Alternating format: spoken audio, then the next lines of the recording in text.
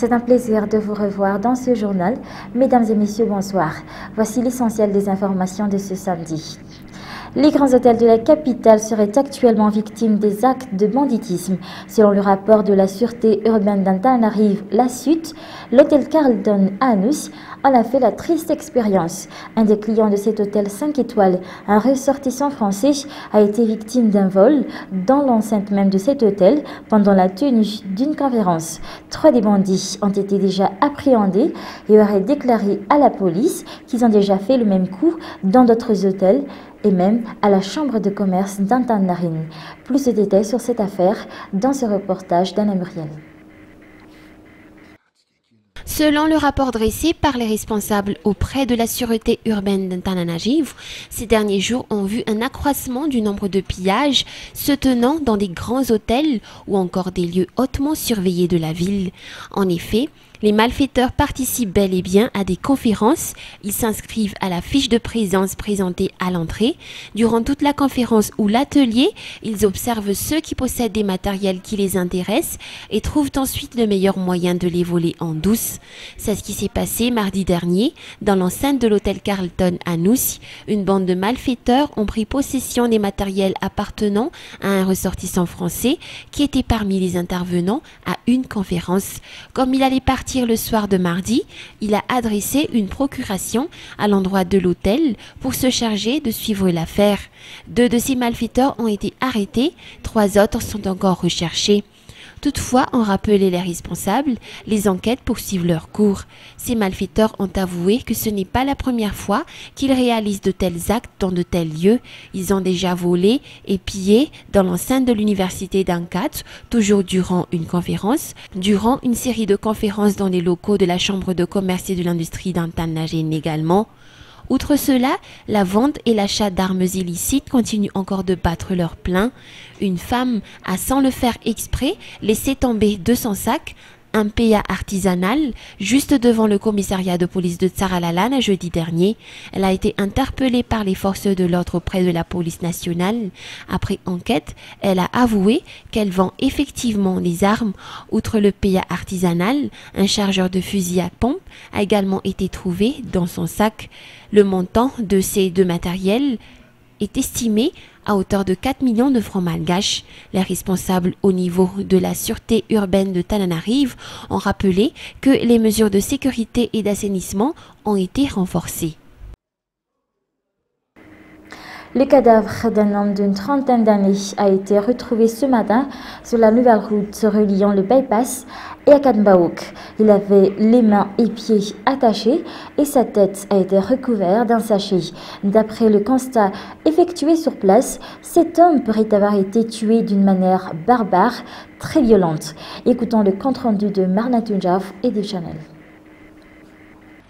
Le corps d'un homme âgé d'environ une trentaine d'années a été trouvé vers 6 heures du matin dans l'eau près de cette nouvelle route reliant Akatbaouk à Bypass. À première vue, il a été tué d'une manière cruelle.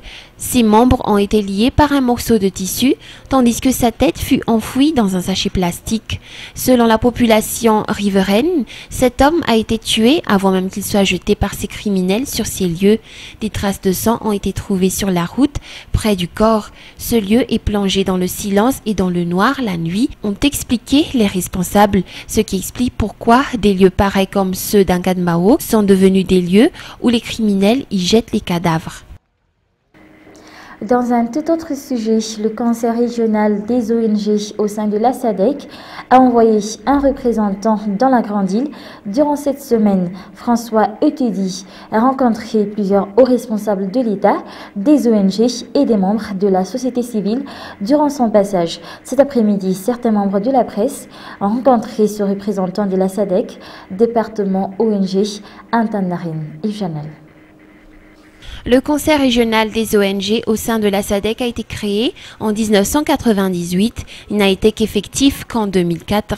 Cette semaine, ce conseil a envoyé un émissaire dans la Grande Île pour rencontrer les membres de la société civile, des hauts responsables de l'État, l'ambassade de France et l'Union européenne. Ce jour, des membres de la presse ont été invités par François Eutedi.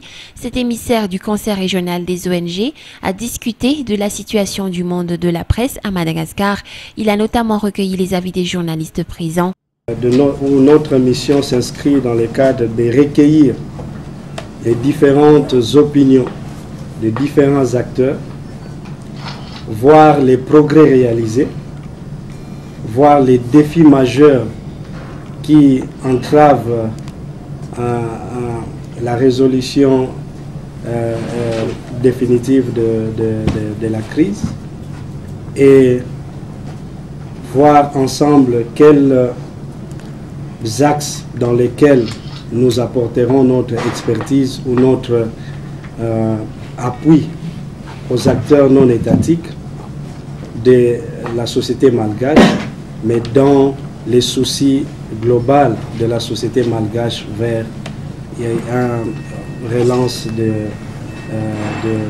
de stabilité sur tous les aspects. Et comme François Eutedi devra quitter la grande île demain et rejoindra Gaborone, la capitale botswanaise, là où est implanté le siège de ce conseil régional des ONG de la SADC. Il établira un rapport de sa visite dès son retour. Le nouveau président de l'Association des étudiants au sein du CEDS, le Centre d'études diplomatiques et stratégiques, est entré officiellement en fonction ce jour.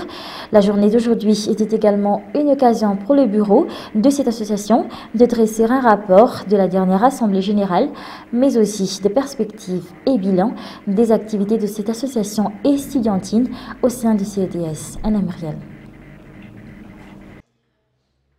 La cérémonie de passation de service entre le président sortant et le président entrant, qui va gérer l'association des étudiants au sein du CEDS, a eu lieu ce jour à la Chambre de commerce et de l'industrie d'Antananarivo.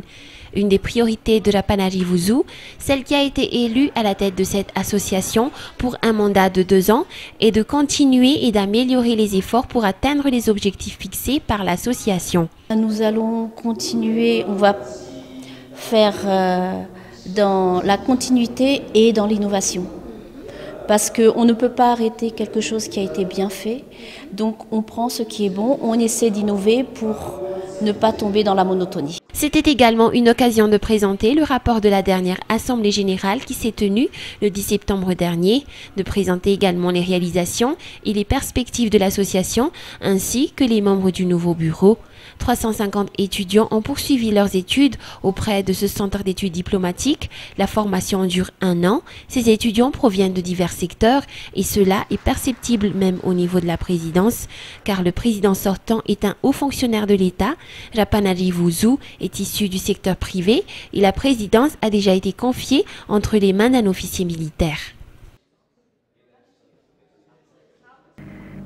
Le studio Mirisk organise pour la semaine prochaine 2 grands concerts de guitare. Le premier se tiendra mercredi prochain à Antanmin et mettra en valeur des chansons typiquement malgaches jouées uniquement avec de la guitare. Le second spectacle sera tenu en hommage à Colbert, l'un des plus grands guitaristes de Madagascar. Une dizaine d'artistes et de musiciens prendront part à ces 2 concerts concoctés par le studio Mirisk et Chanel. Les chansons dites Kalunifayin, des chansons d'antan, typiquement malgaches, seront mises à l'honneur durant le plus grand concert de guitare de ces 3 derniers mois de cette année. Glitabe verra en effet la participation d'une dizaine de chanteurs, auteurs-compositeurs et 2 musiciens, tous des guitaristes de renom, citant par exemple Dama du groupe Maaleo, Eric Manan, Tselun ou encore Faraglum. Ces artistes vont passer en revue les plus grands morceaux depuis que le groupe Maaleo a vu le jour. Ces chansons seront uniquement jouées avec de la guitare. Riza Ramanantoine du studio Miritsk a promis que ce concert sera riche en émotions, étant lui-même musicien, auteur-compositeur et chanteur. Les chansons malgaches ont le pouvoir d'émouvoir ceux qui les écoutent dès qu'elles sont jouées avec de la guitare. De même pour le second concert qui sera organisé jeudi prochain, intitulé Pautsachk Wani Kulbir.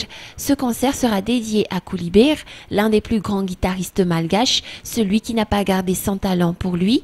De nombreux artistes ont été formés par Kulbir, qui a aujourd'hui 63 ans. Rendez-vous est donc donné aux amateurs de guitare mercredi prochain à 19h30 au CCSK d'Antanmin pour le concert Glitabe, jeudi à la même heure au Carlton Anous pour le concert dédié à Kulbir.